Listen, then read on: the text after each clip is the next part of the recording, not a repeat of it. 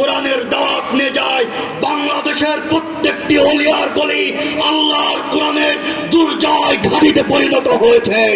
কাজে আগামীর বাংলাদেশ, কোরআনের বাংলাদেশ প্রতিষ্ঠা করবার জন্য বুকের তপ্ত রাজপথে ঢেলে দিয়ে আমরা যদি রাজি থাকি, হাত তুলে দেখাই, বাংলার জমিনে কোরআন প্রতিষ্ঠা হবে ইনশাআল্লাহ।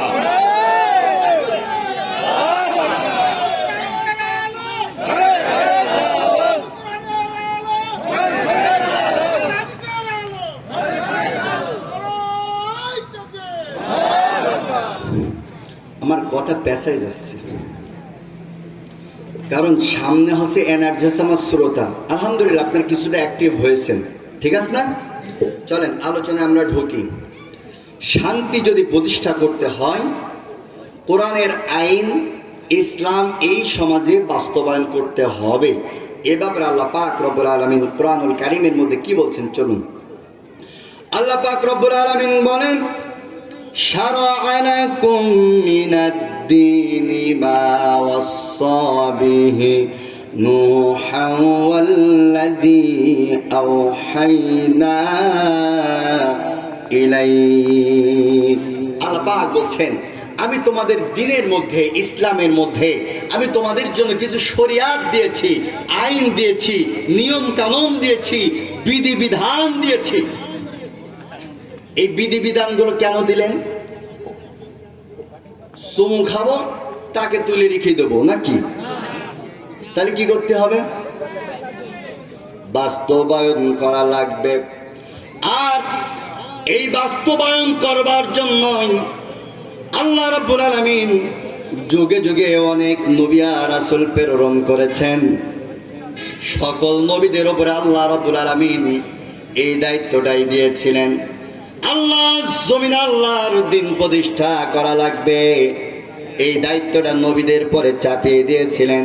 আল্লাহ পাক রব্বুল আলামিন বললেন, এই দায়িত্বটা আমি আল্লাহ রব্বুল আলামিন সর্বপ্রথম নূহ নবীর উপরে পদার্পণ করেছিলাম। সর্বপ্রথম নূহ নবীর পরে দিয়েছিলাম। নূহ নবীর আগে যারা ছিল, এখানে তাফসীর করতে গেলে অনেক বিস্তারিতভাবে চলে যেতে হবে, যা সেই অতটুকু সময় ধৈর্য আপনাদের মধ্যেও নাই, আমার মধ্যেও নাই। এই জন্য আমি সেই দিকে যাচ্ছি না।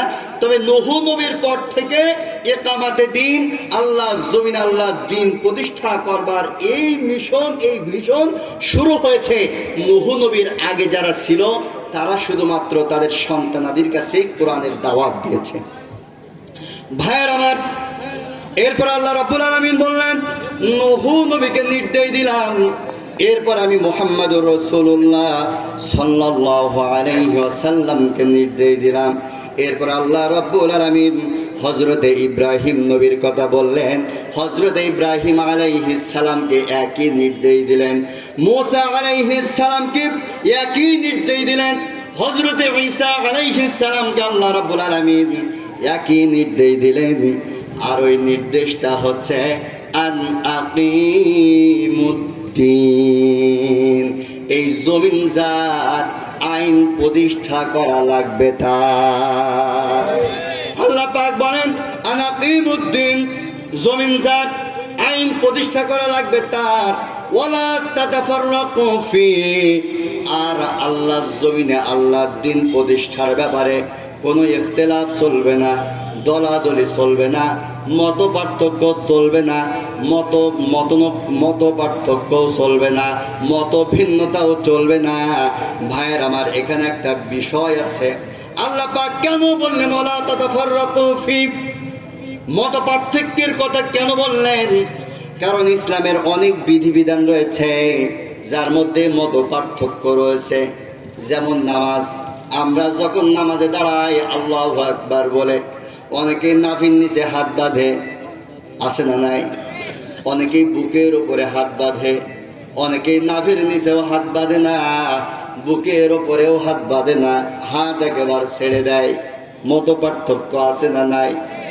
যদি বলেন হুজুর নামাজ হবে নাকি, কোন বড় আলেমের কাছে যখন যাবেন, আজকের মাহফিলের সভাপতি মুক্তার হুসাইন সাহেব, আমাদের অভিভাবক, তার কাছে যদি বলা হয় হুজুর 3 কায়দায় নামাজ পড়লাম, নামাজ হবে নাকি?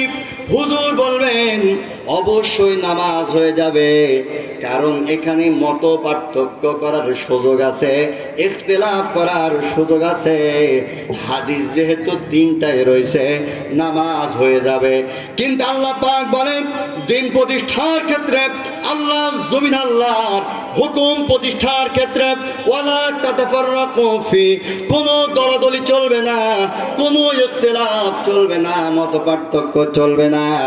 তার কারণ হলো যদি আল্লাহ জমিনে আল্লাহর দিন প্রতিষ্ঠার ব্যাপারে কোনো ব্যক্তি ইখতিলাফ করে, মত পার্থক্য করে, মত ভিন্নতা মত প্রকাশ করে, আল্লাহর কসম কোরআন হাতে নিয়ে বলি বন্ধু, তোমার নামটা মুমিনের খাতায় থাকবে না, তোমার নামটা সরাসরি মুনাফিকের খাতায় উঠে যাবে। ভাইয়ের আমার, বন্ধুরা আমার, আল্লাহ জমিন আল্লাহর দিন প্রতিষ্ঠা করতে হবে।